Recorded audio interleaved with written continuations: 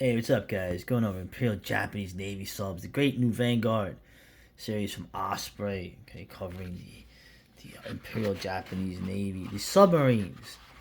They made like this. That looks like could be like a model, like a Surabaya model from a movie. Like, the Japanese made some of the biggest submarines of the war. They had excellent torpedoes. They had highly trained men. They actually had the only navy to have submarines that could launch airplanes. Look at this. This is like something from like a Japanese like Gatchaman, right? Or Get a Robo or some crazy Star Blazers thing where you have a plane in the submarine that goes underwater and comes out and launches. Hashin, right? You think these guys would have whooped a lot of ass. They had nasty torpedoes. They had superior torpedoes to America, notorious for their range and killing power. They used oxygen to drive them rather than air, which gave excellent range and speed and all but eliminated the conspicuous bubble track. And they were very reliable. Okay, I'm not even going to go into the U.S. Navy, where almost 2 years into the Pacific War, they had torpedoes that mostly didn't work. And the Ordnance Bureau wouldn't fix the problem. Right? They had some of these things coming back at the American subs and actually destroying them, their own torpedoes. But I'm not going to get into that. The bottom line is all these innovative designs, these very large, massive submarines, right? The Doctrine was for them to be used in conjunction with the Japanese Navy, the battleships. They were going to fight the decisive battle thing. Of course, the Japanese with the glory, training only the best men, right? For decisive battles. When the battleship actually, right, was proven to be not very decisive. It was a carrier war. It was a logistical war. Things on a strategic level, particularly fighting in the largest area of the planet, the Pacific Ocean. Things like this render these Japanese weapons, which were effective, very ineffective in actual application. It really is maddening. You can imagine the Japanese wondering, why the hell were they not so successful? The Germans were far more successful in combat. They lost a lot of subs, but they did a lot of damage. The Japanese lost a lot of subs and did not, with a few exceptions. A lot of it was, like I said, the Doctrine. Arkham Reporter had mentioned to me too before I even knew any of this stuff. Right, the idea of attacking, being a commerce raider, like the great famous commerce raiders of the Confederacy during the Civil War. The idea of attacking merchant ships was beneath the warrior code. Well, eventually they started doing that when you saw how effective it was, but it was kind of too late. The large size of these ships made them very vulnerable to anti-submarine tactics and technology, which they had not really counted on. Like, their radar wasn't strong. A lot of these submarines got taken out when they were on the surface by aircraft. The bravery of these men, of course, is not to be denied, but it takes more than that, as we could see. Excuse me. You go into the different types. I like the interesting names they have. They have cruiser types. They have the battle fleet types, right? The larger ones. Unfortunately, this doesn't really help the situation. Even though they were fighting the Americans, who, like I said, didn't have torpedoes that worked for 2 years.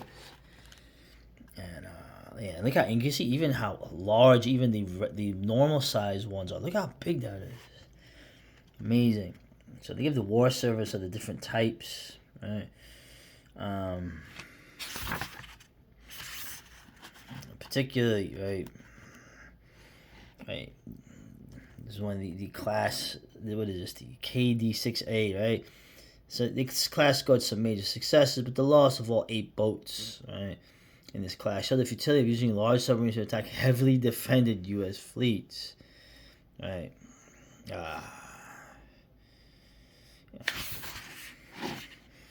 And just going through, we'll go the embodiment of the Imperial Navy's doctrine. Always the doctrine, dogma. What is your doctrine?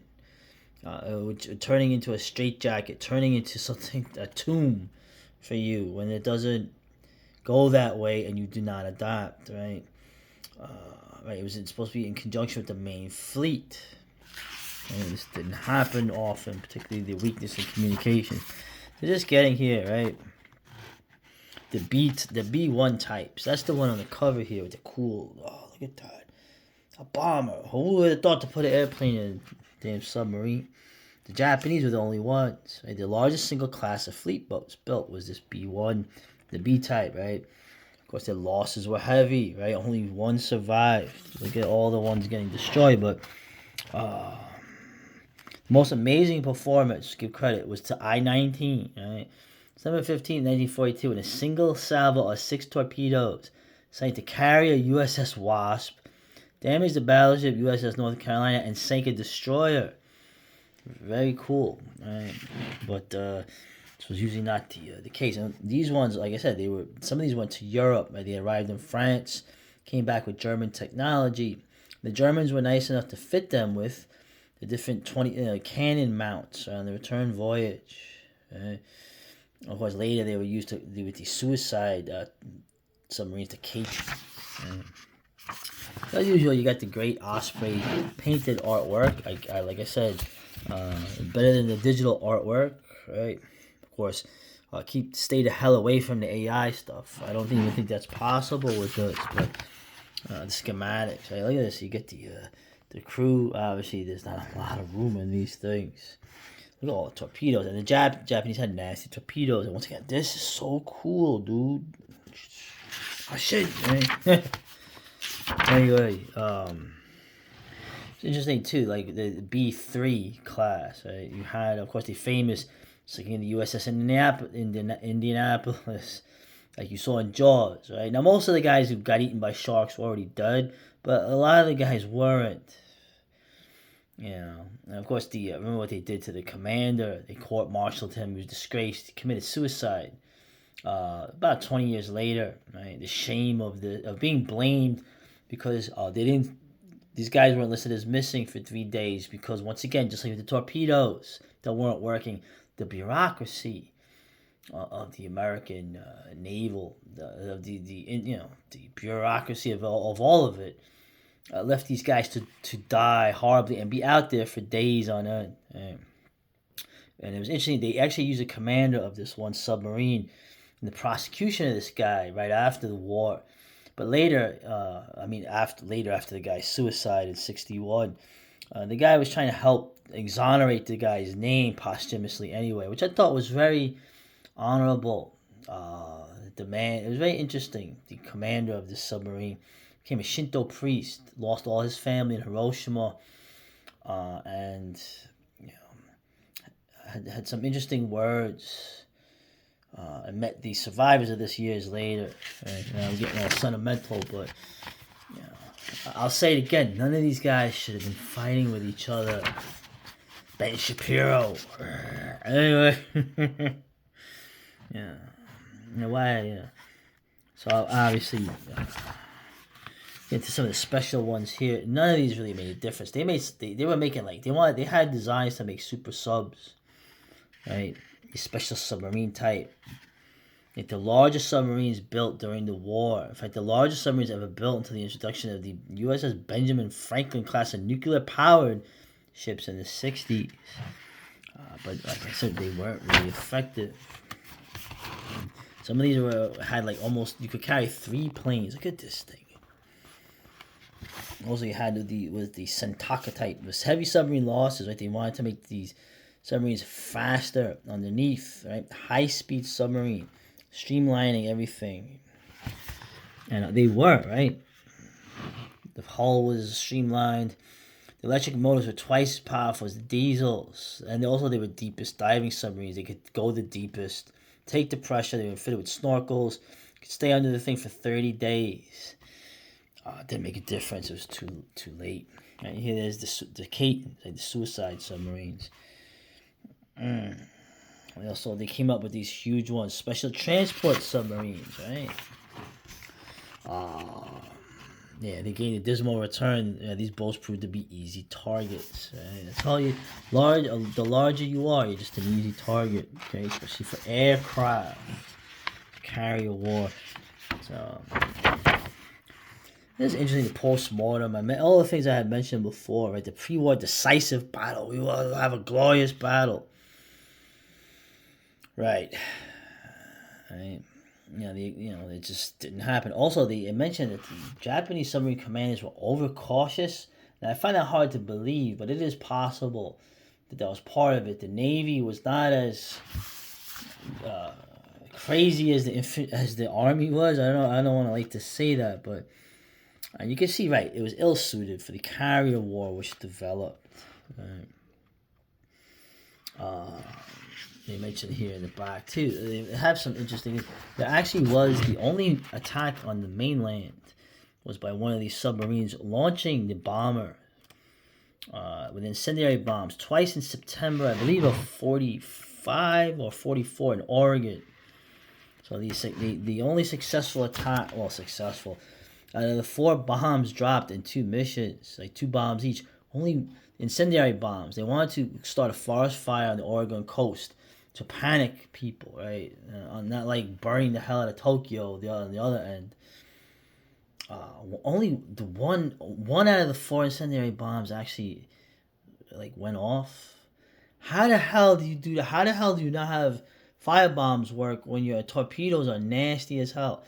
It's really amazing. You can see how it's just bizarre sometimes with the Japanese. I mean, the Italians, I think, they were far more effective. I went over even with the small operations they had, right?